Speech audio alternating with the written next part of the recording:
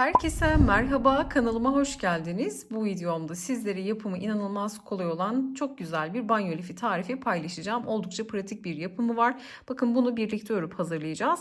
İkisi de aynı şekilde örüldü. Sadece tek farkı son sırada bakın bir sıra sık iğne örmüş olduk. Böyle iki renkli olarak hazırladım. Sizler isterseniz tek renkte yapabilirsiniz. Nasıl yapacağınızı bütün detayları video içerisinde sizlerle paylaşıyorum. Hemen şöyle dokuyu da göstereceğim. Bakın yumuşacık bir dokusu var.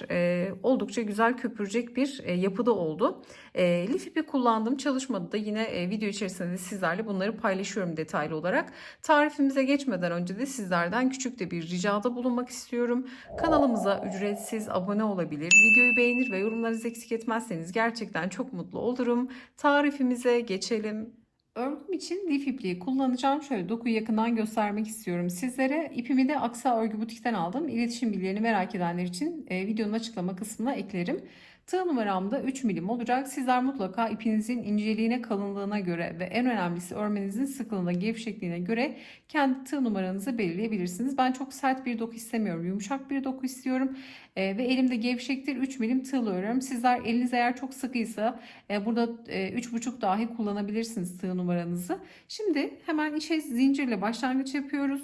Burada hemen şöyle ilk zincirimizi kilit yaptıktan sonra 1, 2, 3, 4, 5 tane zincirimi çekiyorum. Şimdi 5 zincirle bir halka oluşturacağız. 5 zinciri çektikten sonra kilit zincirinden sonraki gelen zincirin içerisine batıyorum. Bu noktadan şöyle ilmek çıkardım. Çıkardığım ilmeği bekleyen ilmeğin içinden kaydırarak geçirdim ve 5 zincirlik bakın bir halka oluşturmuş oldum. Şu kısa ipi de şöyle araya alalım, gizleyerek örelim bunu da. Şimdi 1, 2, 3 zincirle yukarı çıkacağım. Yine 3 zincirde bir trabzan kabul edeceğim. Tığıma doluyorum. Burada ben ikili trabzanlar öreceğim. Eliniz çok sıkıysa üçlü, hatta dörtlü trabzan dahi örebilirsiniz. Çok sert bir doku istemiyoruz. Banyo lifi olacak, yumuşak bir doku istiyoruz. Şimdi geldik buraya. Halkamızın içerisine batıyoruz kısa ipi gizleyerek. Buradan ilmek çıkarttık. 3 ilmeğimiz var. Doluyoruz ikisini birlikte. Tekrar doladık. İkisini birlikte örerek ikili trabzan ördük. Tığıma tekrar doluyorum ipi. Halka içerisine batarak ilmeğimizi çıkartıyoruz. Biraz da uzatıyoruz bakın. 3 ilmeği şimdi 2 2 toplayarak ikili trabzanımızı hazırlamış oluyoruz. Şimdi bu şekilde halkamızın içerisine trabzanlarımızı örelim. Hemen kaç tane ördüğümüzü de paylaşalım. Baştaki zincirle beraber toplamda 16 tane ikili trabzanımızı ördük ve geliyorum buradaki zincire hiç dokunmuyorum. Ördüğüm ilk trabzanın tepesine batıyorum. İlmek çıkarttım. Çıkardığım ilmeği bekleyen ilmeğin içinden kaydırıyorum. Bu kaydırmada zincirin tepe boşluğunu veriyor. Bakın ip ince olduğu için birazcık anlaşılmıyor olabilir. Kaydırmayı da yine trabzan boşluğu gibi kullanmış olacağız. Şimdi şurada bakın tutma yerinin zincir kısmını yapacağız. Burada ne kadar istiyorsanız o kısmın uzunluğunu o kadar çekebilirsiniz zincirinizi. Şimdi zincir çekmeye geçiyoruz. Burada hemen şöyle 1, 2, 3, 4, 5. Şimdi uzunca zincirimizi çekelim. Kaç tane çektiğimizi hemen paylaşalım. Şimdi burada toplamda 70 tane zincirimi çektim. Bu da yaklaşık bir 25 santim kadar ölçüsünde oluyor. Burada şöyle bileğinize gelecek kadar, tutacak kadar, yani ne kadar istiyorsanız uzunluğunu o kadar kendiniz ayarlayabilirsiniz. 70 zincir benim için yeterli oldu. Şimdi burada bakın şu zincir kısmını bir düzleyelim öncelikle, kıvrılma olmasın, düzgün dursun. Şimdi zincir kısmını düz şekilde tutuyorum. Bakın bağlantı yaptığımız, yani başladığımız yer burası. Hemen bundan sonraki, yani tam tepesinde bulunan trabzandan sonraki trabzandan sayıyorum. 1, 2, 3, 4, 5, 6, 7, 8. trabzana batıyorum. Sonra 2'ye katlıyorum tersten. İlk başladığım bakın buradaki trabzana da batıyorum. Buradan şöyle ilmek alacağım. Aldığım ilmeği bekleyen ilmekten geçiriyorum. Sonra burada hemen şöyle bir tane zincir çekiyorum ve ipimi bir 5 santim kadar kesip ilmeğimden çıkartıyorum. Yani ne yapmış olduk? Bakın zincir kısmını bu şekilde yapmış olduk. Şimdi etrafında toplamda bakın 8 bu tarafta, 8 bu tarafta, 16 tane trabzan var. Biz bu trabzanı, yani şöyle şu orta göbek kısmını ikiye katlamış olduk ki daha güzel duruyor bu şekilde yaptığımda. Daha önceden açıkta çalışmıştım ama bu teknik daha çok hoşuma gitti diyebilirim. Şimdi farklı bir rengi geçeceğim için ipi koparttım. Ama sizler aynı renkte devam edecekseniz trabzanların etrafında trabzanı örmeye devam edeceksiniz. Hiçbir farklılık yok. Şimdi ben renk değiştireceğim için diğer rengimi aldım. Hemen bir zincirle Bir ilmek oluşturarak başlıyorum. Tığıma ipimi doluyorum. Burada trabzanların düz tarafından örmeye devam edeceğiz. Şöyle önce düz tarafından örelim. Herhangi bir noktadan başlayabilirsiniz. Bakın ikiye katlanmış şekilde duruyor. Ama biz her bir trabzanın tepesine 4 tane trabzan öreceğiz. Bakın şöyle bir sepet gibi oldu, kayık gibi oldu bu. Yani ortada bir bağlantı yapmış olduk. Şimdi her bir trabzana batacağız. Ayrı ayrı batacağız birleştirmeden. Şimdi herhangi bir noktadan başlayabilirsiniz. Ben şu noktadan başlayacağım. Batıyorum. Trabzanın boşluğuna ilmek çıkarttım. 3 ilmeğim var. Doluyorum ikisini birlikte. Kısa iple gizleyerek örmek istediğim için şimdi araya alıyorum. Doluyorum. Kalan 2 ilmeği de birlikte örerek ikili trabzanımı hazırlıyorum. Şimdi bu trabzanın tepesine 4 tane trabzan örüyorum. 2. Artık ikili trabzanları nasıl ördüğümüzü biliyoruz. 3 ve 4. Tığıma doluyorum. Bir sonraki trabzan boşluğuna batıyorum bakın. Bir sonraki boşluğa batıyorum. Yine 4 tane ikili trabzan örüyorum. 1, 2, 3 ve 4. Tığıma doluyorum. Bakın şu aradaki bağlantıyı da yine kaçırmıyorum. Şu bağlantı yaptım. Bir sonraki trabzan burası. Buna da batıyorum. Yani her bir trabzana batmamız gerekiyor. 2, 3 ve 4. Ben 4 yaptım. Sizler bu sırada 5 de yapabilirsiniz. 6 da yapabilirsiniz. Dolgunluğunu ne kadar istiyorsanız o kadar artırabilirsiniz. Şimdi geldim bir sonraki trabzana. Tekrar 4 tane ikili trabzanımı örüyorum. 3. Bakın aynı boşluğa örüyoruz hepsini. Aynı boşluğa 4. Şimdi devam edelim. Burada her bir trabzanı şöyle açacağım bakın. Kısa ipleri de gizleyeceğiz. Her bir trabzanın tepesine batarak geleceğiz. Bakın buradaki trabzana da batacağım. Ve şurada zinciri çıkarttım. Şu geniş boşluğa da bakın batacağız.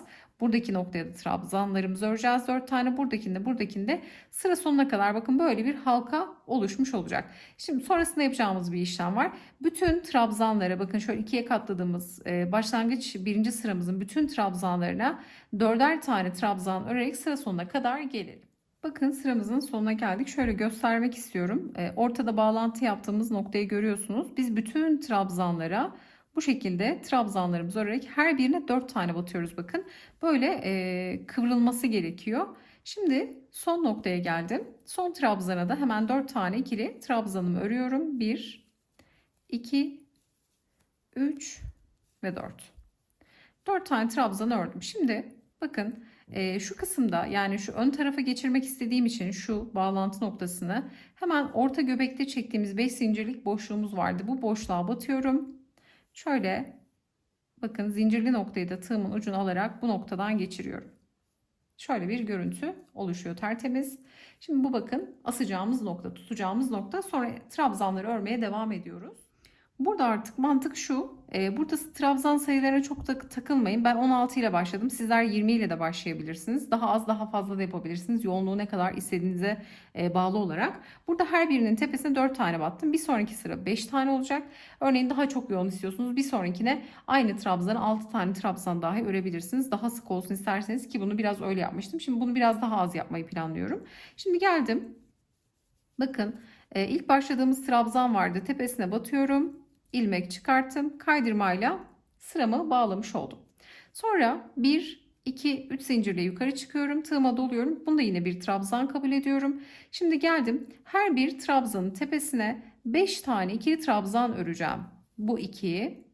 Aynı boşluğa geliyorum. 3.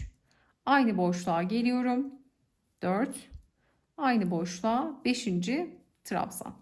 Şimdi her bir trabzanın tepesine 5 tane öreceğiz. Bakın bir alt sırada 4 ördük. Bir sonraki sıra 5 olacak. Bir sonraki sıra 6 olacak. Yani bu şekilde şöyle bakın marullu görüntüyü elde etmiş olacağız. Bakın her bir trabzan sırasında sayılar artıyor. Ama yoğunluğunu çok fazla istemezseniz eğer 5-5 de yapabilirsiniz. Tamamen zevkinize kalmış, ne kadar yoğunluk istediğinize bağlı olarak. Her defasında saymak zorunda değilsiniz. Birini 5, birini 4, birini 6. Yani gelişi güzel de yapabilirsiniz ama dengeli yapılırsa her zaman daha güzel olur. Bunu da belirtmek önemli. Şimdi geldim bir sonraki trabzana batıyorum. Yine 5 tane trabzan örüyorum. 1, aynı boşluğa 2, 3, 4 ve 5 tane trabzanımı ördüm. Bunu dediğim gibi biraz daha az yoğun istediğim için bu şekilde yapıyorum. Yani 5-5 yapmayı planlıyorum ama yine de bakacağım yoğunluğu ne kadar istediğime. Bu şekilde Trabzanları her sırada artırdıkça, yani her bir trabzanda artış yapıyoruz bakın. Bu marullu görüntüyü elde etmiş oluyoruz. Bunun tek mantığı bu. Bundan sonra kaç sıra örecekseniz, bunu ben 3 sıra ördüm bakın. Burada 4 trabzanla başladım. 5'e çıkarttım, sonra 6'ya çıkarttım. Son sırada her birine 6 trabzan örerek bakın bu marullu görüntüyü elde etmiş oldum. Tutma yeri de bakın bu şekilde görünüyor. Bunu daha kalın da yapabilirsiniz. İsterseniz bir sıra sık iğne örüp o şekilde bağlantı da yapabilirsiniz. Ama yeterli oluyor. Oldukça da sağlam zaten. Bu iplerin içeriği de akrilik olduğu için öyle kolay kolay yıpranacak ipler de değil. Köpürecek güzel bir banyo lifi hazırlamış oluyoruz. Mantığı bu şekilde dediğim gibi. En sonda da bir sıra sık iğne gidiyoruz bakın. Ben şu başladığım renkle de bir sırada sık iğne giderek bu renkli görüntüyü elde etmiş oldum. Ama sizler yapmazsanız bunu tek renkte yapabilirsiniz dediğim gibi. Ben böyle biraz farklılık olsun diye bu şekilde hazırladım. Şimdi tarif etmiş olduğum gibi ikinci sırada her birine 5 tane trabzan öreceğim. Her bir trabzanın bir sonrakinde de her birine 6 tane trabzan örerek yine değişiklik yaparsam video içerisinde sizlerle paylaşırım. Bunu da örüp sizlere göstermek istiyorum. Şimdi örgümüzü tamamlayalım. Bir sonraki aşamaya geçelim. Bakın burada sıra sonuna geldik. Sıra sonuna kadar her bir trabzanın tepesine 5 tane trabzan ördük. Hemen bakın böyle istediğimiz görüntüye yakın bir görüntü elde etmiş olduk. Şimdi bir sıra daha örmemiz gerekiyor. Böyle bebek lifi falan da yapabilirsiniz. Böyle çok büyük olmak zorunda değil. Bebek lifi olarak da yani küçük boyunda hazırlayabilirsiniz. İstediğiniz ebatta yapabilirsiniz aslında. Şimdi bir sıra daha örmemiz gerekiyor. Hemen şöyle son noktadayım. Bağlantıyı bir kez daha göstermek istedim bu aşamada sizlere. Geliyorum. Burada bakın şöyle hemen son trabzanı ördükten sonra 3 zincire hiç dokunmuyorum. İlk ördüğüm trabzanın tepesine batıyorum. İlmek çıkarttım. Kaydırmayla bağlantımı yapıyorum. Sonra yine 3 zincirle yukarı çıkıyorum. 2 3. Tığıma doluyorum ve geliyorum buradaki kaydırma yaptığım trabzanın tepesine 6 tane trabzan örüyorum. 2. Bakın biraz da uzatıyorum. 3. Aynı noktaya 4. Aynı noktaya 5. Aynı noktaya 6. trabzanı ördüm. Şimdi bir sonraki trabzana geliyorum. Bakın bir sonraki trabzanın tepesine batıyorum. 6 tane trabzan örüyorum. 1, şöyle uzatarak 2, 3, 4, 5 ve 6. Bu da son sıramız olacak. Böyle her bir trabzanın tepesine 6 tane trabzan örerek bakın şu görüntüyü elde etmiş olacağız. Tamamen orta zaten sıkılaşıyor ve kapanıyor. Gerçekten çok pratik. Yapımı da çok kolay. Bir günde birden fazla örüp hazırlayabilirsiniz. Şimdi bu son sırayı da tamamlayalım. Bir sonraki aşamaya birlikte devam edelim. Bakın burada 3. sırayı da tamamladık. Artık örgümüz istediğimiz hale geldi. Şimdi burada artık bitişini yapıyorum. Geliyorum yine zincire hiç dokunmadan ilk ördüğüm trabzanı şöyle tepesine batıyorum. İlmek çıkarıp kaydırmamı yaptıktan sonra bir tane zincir çekip şimdi burada ipimi keseceğim. Hemen şöyle bir 5 santim kadar bırakıp ipimi kesiyorum. Sonra bu ipi de içeride gizlemiş olacağız. Ama sizler benim burada yapmış olduğum gibi bir sırada sık iğne örmek isteyebilirsiniz. Bunda nasıl yapacağınızı hemen şöyle kısaca göstereceğim. Çünkü bunda ekstradan sık iğne örmeyeceğim. Bunu bu şekilde bırakmayı düşünüyorum. Şimdi burada herhangi bir noktadan başlayabilirsiniz. Hemen şöyle bir zincirle bir ilmek oluşturuyorum. Bitiş yaptığım noktanın hemen bir öncesinden başlayalım. Hem de kısa ipi bu aşamada gizlemiş olursunuz. Batıyorum bakın direkt ilmek çıkarttım. Kısa ipi de şöyle araya aldım. 2 ilmek var. Sık iğne örüyorum. Bir sonraki noktaya batıyorum. Kaydırma noktasında yine burada trabzan kabul ettiğimiz için bu noktaya da batalım. Sık iğne. Hemen bir sonraki trabzan noktasına batıyorum. Sık iğne. Her birine şöyle kısa ipleri de gizleyerek sık iğne öreceğiz. Bakın her bir trabzan noktasına bir tane sık iğne örüyorum. Sadece sık iğne çalışması yaparak da buradaki görüntüyü elde etmiş olacaksınız. Şöyle bir miktar örüp göstermek istiyorum. Hemen şöyle hızlı bir şekilde bakın. Böyle sadece bir sıra sık iğne ördüğünüzde şu görüntü ortaya çıkmış oluyor. Hemen şöyle göstermek istiyorum bakın. Bir sıra sık iğne ördüğünüzde böyle iki renkli olarak da çalışabilirsiniz. Ama ben tabii şimdi bunu yapmayacağım. Hemen şöyle örgümüzü gösterelim. Hacmi ikisinin de aynı oldu.